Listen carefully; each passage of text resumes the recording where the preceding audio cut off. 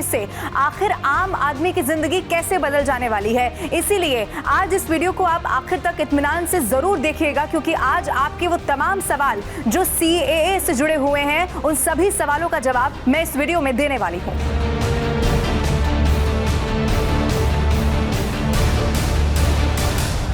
अब सबसे बड़ा सवाल ये कि आखिर CAA है क्या?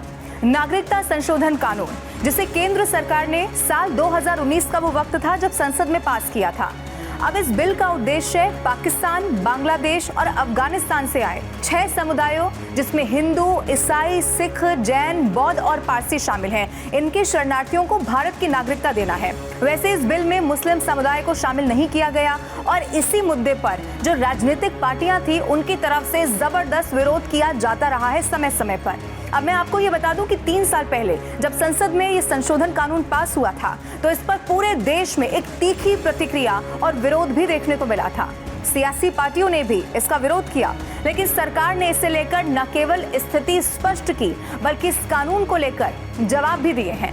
अब हम ये जानते हैं कि आखिर ये बिल और इसे लेकर सरकार का क्या कहना रहा है और कैसे ये चुनाव से पहले लागू होने वाला है, ये भी तय है। सवाल अब आपके मन में जरूर ये होगा कि आखिर नागरिकता संशोधन कानून है क्या? ये मैं आपको बताती हूँ। ये कानून किसी को भी नागरिकता से वंचित नहीं करता है, ये किसी को नागरिकता बल्कि देता है, और ये केवल उन लोगों की श्रेणी को संशोधित करता है जो नागरिकता के लिए खास तौर पर आवेदन कर सकते हैं।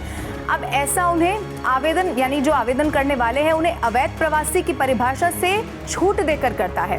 कोई भी व्यक्ति जो कि हिंदू, सिख, बौद्ध, जैन, पारसी या ईसाई समुदाय से ताल्लुक रखता हो और अफगानिस्तान, बांग्लादेश या पाकिस्तान से हो, जो कि भारत में 31 दिसंबर 2014 को या इससे पहले प्रवेश कर चुका हो और जिसे केंद्र सरकार के द्वारा पासपोर्ट अधिनियम 1920 की धारा 3 की उपधारा 2 के खंड स या विदेशी अधिनियम 1946 के प्रावधानों के आवेदन या उसके ही अंतर्गत किसी भी नियम या आदेश के तहत छूट दी गई हो। अब मैं आपको ये भी बता दूं कि इस छूट के लिए कानूनी ढांचा 2015 में गृह मंत्रालय की तरफ से जारी 2 अधिसूचनाओं में पाया जाता है। वो क्या है ये भी मैं आपको बताती हूँ। सबसे पहले ये जानिए कि 4 जो अधिसूचना केवल उन्हीं लोगों को छूट देती है जो हिंदू, सिख, बौद्ध, जैन, पारसी या ईसाई हैं। अब अफगानिस्तान, बांग्लादेश या पाकिस्तान से हैं और अगर वो भारत में 31 दिसंबर 2014 से पहले धार्मिक उत्पीड़न की आशंका से भारत में प्रवेश कर गए थे तो ये उनके लिए है। अब एक सवाल आपके मन में जरूर इसके बाद ये होगा कि आखिर नागरिकता कानून जो है वो करता क्या है? ये मैं आपको बताती हूँ। ये कानून उन्हें खुद ब खुद नागरिकता नहीं देता, बस उन्हें इसके आवेदन के लिए योग्य बना देता है। इसका मतलब ये कि उन्हें ये दिखाना होगा कि वो भारत में 5 साल रह चुके हैं। साबित ये भी करना होगा कि वो भारत में 31 दिसंबर 2014 से पहले आए थे। अब साबित इसमें यह भी करना होता है कि वो अपने देश से धार्मिक उत्पीड़न के कारण ही भागकर अपने देशों से वो यहाँ आ गए थे। अब उन भाषाओं को भी वो बोलते हैं जो संविधान की 8वीं अनुसूची में शामिल है और नागरिक कानून 1955 की 3री सूची की जो अनिवार्यताएं हैं उनको पूरा करता हो। इसी के जरिए वो आवेदन के पात्र हो सकते हैं। उसके बाद ये भारत सरकार पर होगा कि वो उन्हें नागरिकता दे या फिर नहीं, ये भारत सरकार तय करता है। अब एक सवाल आपके मन में जरूर होगा कि शरणार्थियों को आखिर वीजा भारत की तरफ से कैसे जारी किया जाता है? जो शरणार्थी पात्रता नहीं रखते यानी कि धर्म के बगैर भी वो भारत को जो शरणार्थी नीति के साथ सुरक्षित रहते रहेंगे। अब आपको मैं बता दूं कि शरणार्थियों को भारत में रहने के लिए लंबी अवधि के स्टे वीजा जारी किए जाते हैं। अब आपको ये भी जान लेना चाहिए कि UN रिफ्यूजी एजेंसी के अनुसार भारत में म्यांमार यानी कि बर्मा, श्रीलंका, अफगानिस्तान इस तरह के देशों के बहुत सारे ऐसे शरणार्थी हैं जो आराम से रह रहे हैं।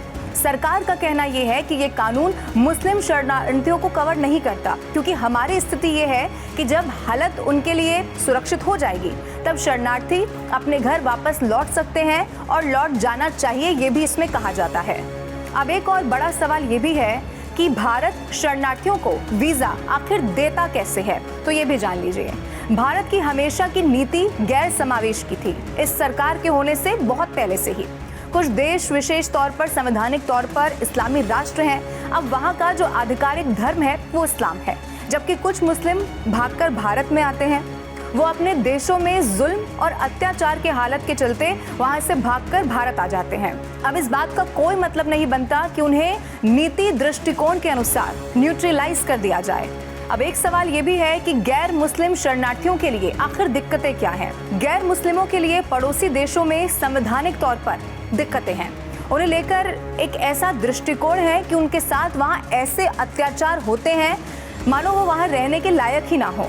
अब इसीलिए जो गैर मुस्लिमों के लिए एमनेस्टी का मतलब बनता है, जबकि मुस्लिमों को अलग अलग केस के तौर पर यहाँ पर लिया जाता है। अब उदाहरण के तौर पर जैसा हमने सीरिया, अफगानिस्तान, इस तरह के कई सारे देशों से आने वाले मुस्लिमों के लिए किया भी है।